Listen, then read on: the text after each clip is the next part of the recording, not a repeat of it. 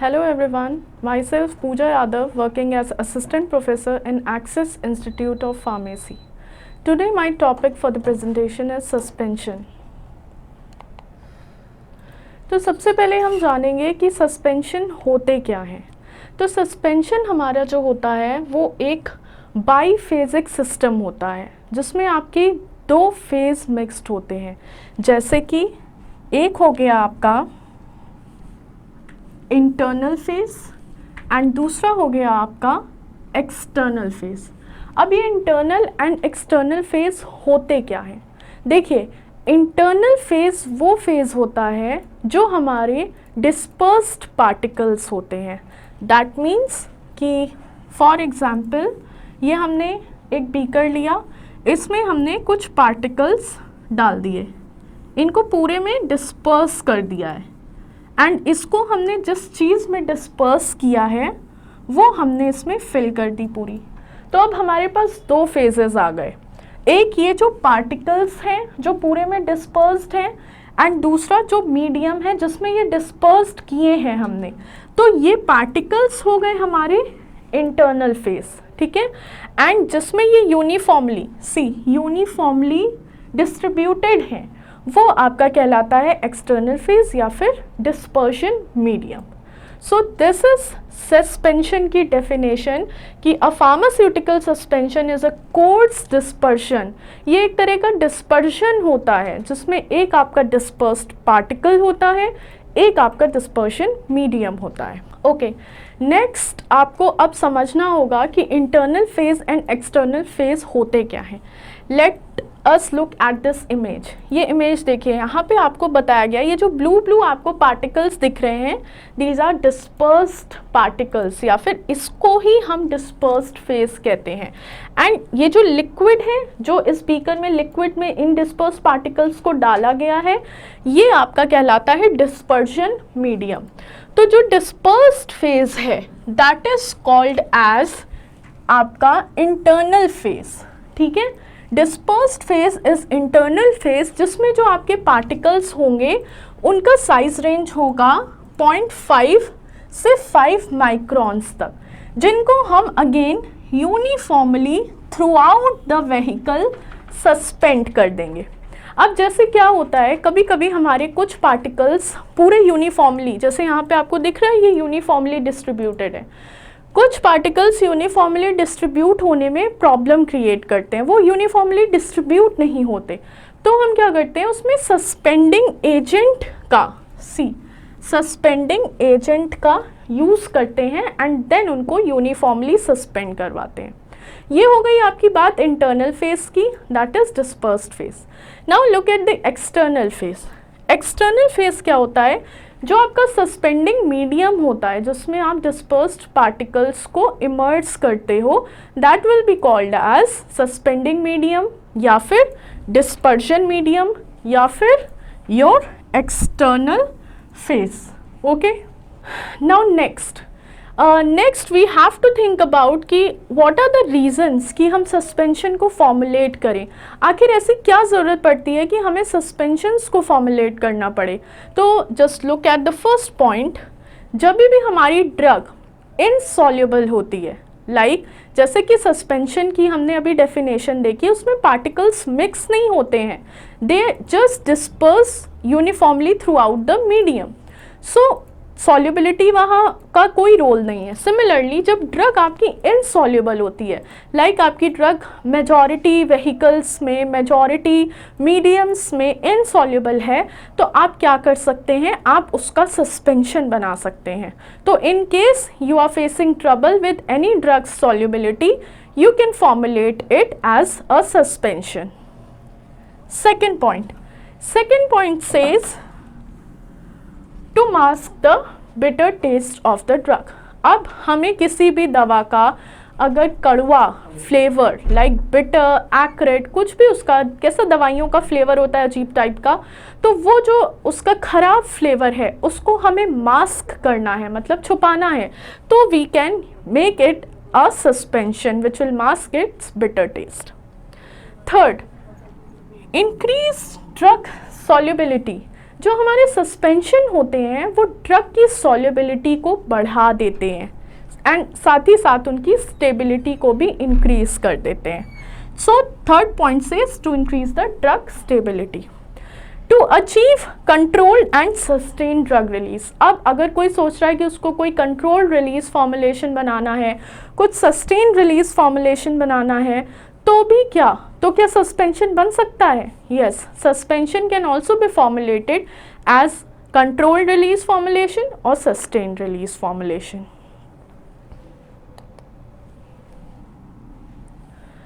Okay, now यहाँ पे मैंने लिस्ट किए हुए हैं. I have enlisted some of the marketed formulation जो सस्पेंशन के हमारे मार्केट्स में अवेलेबल हैं, जैसे कि एंटासिड ओरल सस्पेंशन, ठीक है, जो हम डाइजीन वगैरह लेते हैं, एंटासिड्स होते हैं वो. एंटीबैक्टीरियल, कुछ आपके एंटीबैक्टीरियल ओरल सस्पेंशंस होते हैं. देन कुछ ड्राई पाउडर्स आते हैं जिनको आपको एज अ सस्पेंशन बना के you have to consume it. So those are dry powders. Those are also used as antibiotic. Then analgesic का भी oral suspension आता है, like paracetamol का suspension आता है, antihelminthic and likewise anticonvulsant and antifungal. तो ये जितनी भी कैटेगरीज मैंने दी हैं, इन सभी चीज़ों के सस्पेंशन मार्केट में अवेलेबल होते हैं. Now after studying about ki what is suspension, what is internal phase, what is external phase, you should know about the classification of suspension. Now what is the classification or what is the basis of classification? तो सबसे पहले तो देखिए, this is based on first classification जो है हमारा, it is based on general class, like general बात है, ठीक है, बहुत मामूली सी. What is it? कि oral suspension पहली क्लास है हमारी जनरल क्लास, जिसमें हम केवल oral suspension and externally applied suspension and parental suspension, ये तीन कैटेगरी हमारी जनरल क्लास के अंदर आती हैं. तो सबसे पहले आप देखिए, these are very general things also. Oral suspension हम लेते हैं, इंजेक्शंस हमें लगते हैं, topical like this is externally applied suspension, मतलब टॉपिकल एप्लीकेशन लाइक ऑइंटमेंट्स हो गए, लोशंस हो गए, these are your externally applied suspensions. तो डेली लाइफ में यूज़ होने वाली चीज़ें हैं, इसीलिए इनका क्लास जनरल कैटेगरी में रखा गया है. Now look at first oral suspension, वो सस्पेंशन जो हम ओरली इनटेक करें, नथिंग न्यू, नथिंग फैंसी. और इसका एग्जाम्पल है जो कि मार्केट में अवेलेबल है, पैरासिटामॉल का सस्पेंशन, देन एंटासिड्स के आपके जो सस्पेंशन होते हैं, टेट्रासाइक्लिन HCl इसका सस्पेंशन. ओके, सेकेंड है आपका एक्सटर्नली अप्लाइड. इसमें जैसे कि मैंने बताया आपके क्रीम्स, लोशन, जैसे कि ये फॉर्मुलेशन आपने देखा होगा बहुत, लैक्टोकैलेमाइन. सिमिलरली यहाँ पे मैंने एक इमेज डाली हुई है पैरासिटामॉल का, ये पेडियाट्रिक ओरल सस्पेंशन है, ठीक है. आपके जो छोटे बच्चे होते हैं उनके लिए आपका ये एनाल्जेसिक सॉल्यूशन है, ठीक है. तो एक्सटर्नली अप्लाइड में आपका ये कैलेमाइन लोशन आ जाएगा एंड लाइकवाइज सो ऑन. बहुत सारे आपके ऑइंटमेंट्स एंड जेल्स होते हैं जो कि सस्पेंशन के फॉर्म में फॉर्मुलेट होते हैं एंड उनको आप एक्सटर्नली अप्लाई करते हैं. एक्सटर्नली अप्लाई का मतलब topical application. Third is parenteral, जो कि हमारे इंजेक्शंस होते हैं. तो बहुत सारे injections, there are variety of injections present and which are marketed and which are suspension. For example, procaine, penicillin G, insulin, zinc suspension, which is very popular suspension. Now next आपका जो classification का basis है, पहला तो हो गया आपका on the basis of general class. Now what is next? Next is on the basis of proportion of solid particles. On the basis of proportion of solid particles. Now what this proportion of solid particle means? This means जो हम particles को अभी हमने पढ़ा था, ये जो particles हम disperse कर रहे हैं, ठीक है, किसी मीडियम में हम disperse कर रहे हैं, तो ये particles का जो concentration है वो कितना है? कॉन्सेंट्रेशन, और अगर प्रोपोर्शन की बात करें तो with respect to the dispersion medium, ये जो बीच में डिस्पर्शन मीडियम है क्या ये ज़्यादा है या सॉलिड पार्टिकल ज़्यादा है। तो in this way the class is being made कि solid particle that means disperse particle आखिर प्रेजेंट कितने हैं, क्या वो डाइल्यूट है, क्या वो कॉन्सेंट्रेटेड है। डाइल्यूट मतलब उसमें बहुत ही कम मात्रा में आपके सॉलिड पार्टिकल्स प्रेजेंट होंगे, एंड कॉन्सेंट्रेटेड का मतलब है कि उसमें बहुत ही अधिक मात्रा में आपके पार्टिकल्स प्रेजेंट होंगे। ओके, तो जो फर्स्ट है इसका डाइल्यूट सस्पेंशन, देन सेकेंड है आपका कॉन्सेंट्रेटेड सस्पेंशन, जिसमें परसेंटेज बहुत ज़्यादा है डिस्पर्स पार्टिकल्स की, like 50% weight by volume solid है, लाइक ऑलमोस्ट जितनी मात्रा में आपका लिक्विड है, डिस्पर्स्ड मीडियम है, डिस्पर्शन मीडियम, उतनी ही मात्रा में आपका डिस्पर्स्ड पार्टिकल भी प्रेजेंट है, like it is very concentrated with the dispersed particles. तो दिस इज द डिफरेंस कि dilute suspension and concentrated suspension. ये हो गया आपका प्रोपोर्शन ऑफ सॉलिड पार्टिकल्स के अनुसार क्लासिफिकेशन सस्पेंशन का। And just remember the examples. Dilute suspension का एग्जाम्पल है आपका cortisone acetate, prednisolone acetate, and concentrated का है जिंक ऑक्साइड सस्पेंशन, जिसमें सॉलिड पार्टिकल की मात्रा बहुत ज़्यादा होती है। नाउ नेक्स्ट, दो क्लासेस पढ़ चुके हैं हम, on the basis of general class and on the basis of just we have studied proportion of solid particle. Now third basis of classification is floccules and defloccules, that means flocculated and deflocculated. Just look at the image. यहाँ पे आपको कुछ नज़र आ रहा है कि कुछ loose floccules हैं, and on the other hand you can see here ये एकदम टाइटली पैक्ड, यहाँ पे आपको नज़र आ रहा है कि एकदम टाइटली पैक्ड आपका फ्लॉक्यूल्स बना है। This is called as deflocculated and this is called as flocculated, जिसमें आपके पोर्स ज़्यादा हैं, ऑल्दो फ्लॉक्यूल्स इसमें भी है, इसमें भी है, बट इसमें आपके बीच बीच में gaps are more as compare to this one is more compact and this one is more spacious, hence it is called as flocculated and the other one is called deflocculated suspension. So this is based on electrokinetic nature, because flocculation जब particles साथ में आते हैं तो उस पर इलेक्ट्रोकाइनेसिस का role होता है, that means electron, ions, positive, negative, that is why इसका जो क्लासिफिकेशन है इट इज सेड कि this is electrokinetic nature of particles.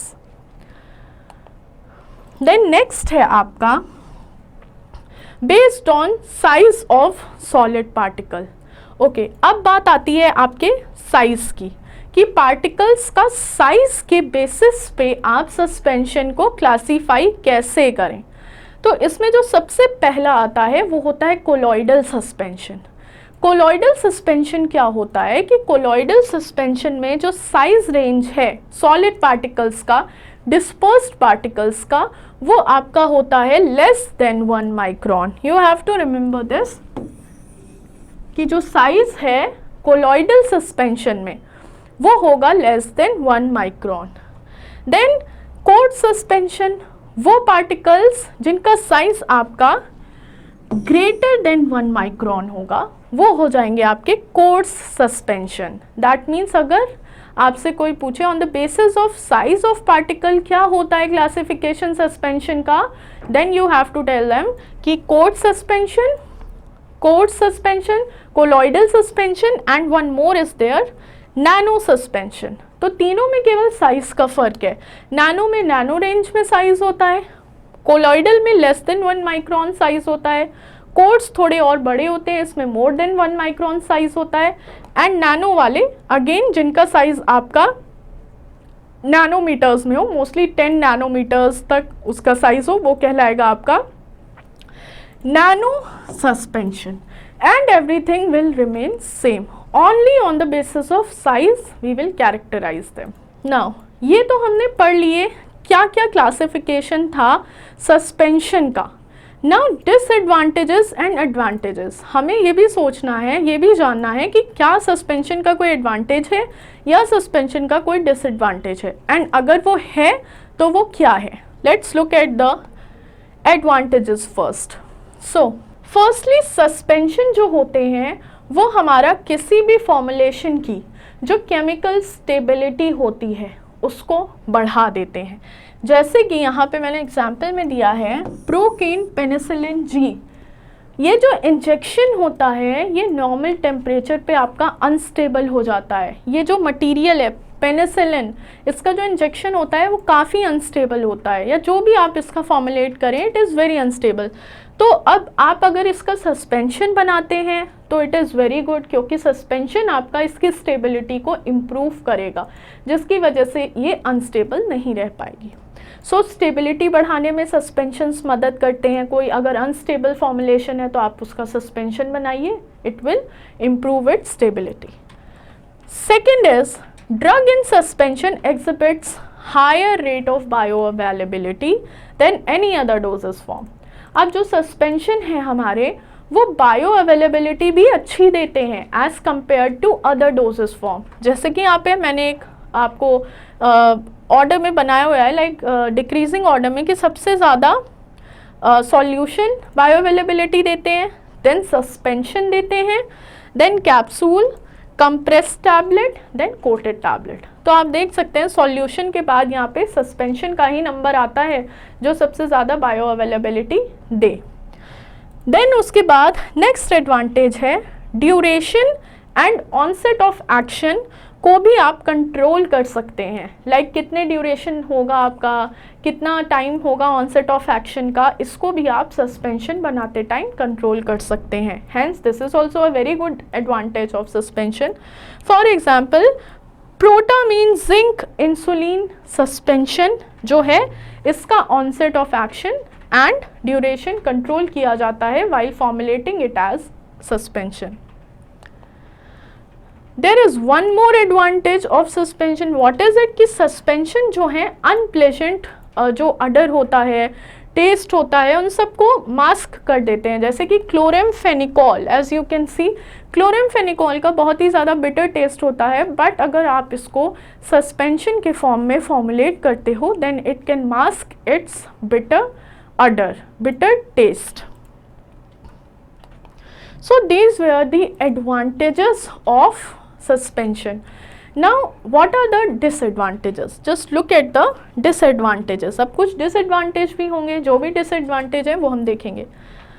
Physical stability, sedimentation and compaction, ये तीन प्रॉब्लम अराइज हो सकती हैं जब आप कोई सस्पेंशन बनाते हैं। Now physical stability क्या? Physical stability मतलब हो सकता है क्योंकि आपने दो ऐसी चीज़ ली हैं जो आपस में घुले मिलेंगी नहीं, डिस्पर्स्ड रहेंगी, तो हो सकता है चांसेस हैं कि वो फिजिकली अनस्टेबल हो जाए।